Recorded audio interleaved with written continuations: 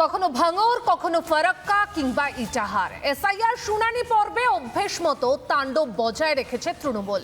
কমিশনের কড়া নির্দেশের পরও কেন দায়সারা মমতার প্রশাসন?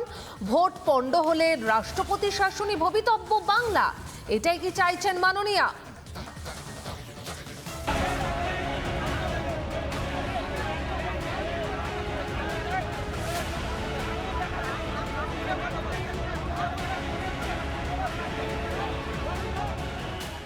এসআইআর এর শুনানি পর্বে তৃণমূলের গুন্ডামি চলছেই। গুন্ডাগিরিতে বিলক্ষণ নজির গড়েছে ফারাক্কা, ইটাহার কিংবা চুঁচুড়া।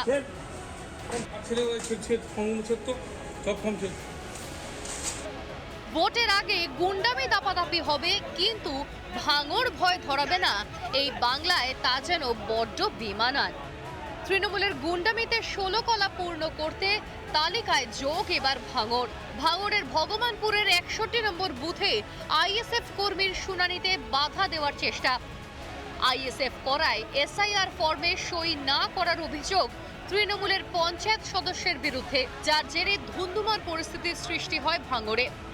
নির্বাচন কমিশন জেলার কর্তাদের স্পষ্ট জানিয়েছেন, আইন শৃঙ্খলা নিয়ন্ত্রণে আনতে না পারলে ওই জায়গায় পরিস্থিতি স্বাভাবিক না হওয়া পর্যন্ত অনির্দিষ্টকালের জন্য এসআইআর বন্ধ রাখা হবে। এসআইআর এর শুনানিকে কেন্দ্র করে পশ্চিমবাংলার দিকে দিকে অশান্তি। উত্তর থেকে দক্ষিণ সর্বত্র শুনানি কেন্দ্রের ভেতরে অশান্তির ছবি উঠে আসছে। আর বারবার অভিযোগ উঠছে তৃণমূল কংগ্রেসের বিরুদ্ধে, যেখানে সুপ্রিম কোর্টের নির্দেশ রয়েছে তারপরেও দিকে দিকে অশান্তি কেন, এ প্রশ্ন বড় হয়ে দাঁড়াচ্ছে। তারপরেও বাংলা জুড়ে এসআইআর এর শুনানি পর্বে তাণ্ডব। এসআইআর এর শুনানি কেন্দ্রে তছনছ করে কাগজপত্র পুড়িয়ে চলছে তৃণমূলের গুন্ডামি। এসআইআর না হলে ভোট হবে না ওই কেন্দ্রে, ভোট না হলে সাংবিধানিক সংকট অবধারিত। তাহলে কি এটাই চাইছেন মাননীয়া? মমতা বন্দ্যোপাধ্যায় হারবেন বলেই উনি এইভাবে জিনিসটাতে বাধা সৃষ্টি করছেন, দলকে লেলিয়ে দিচ্ছেন, যাতে কোথাও এসআইআর এর শুনানি না হয়, হিয়ারিং না হয়, এসআইআরটা সুষ্ঠুভাবে যাতে না হয়।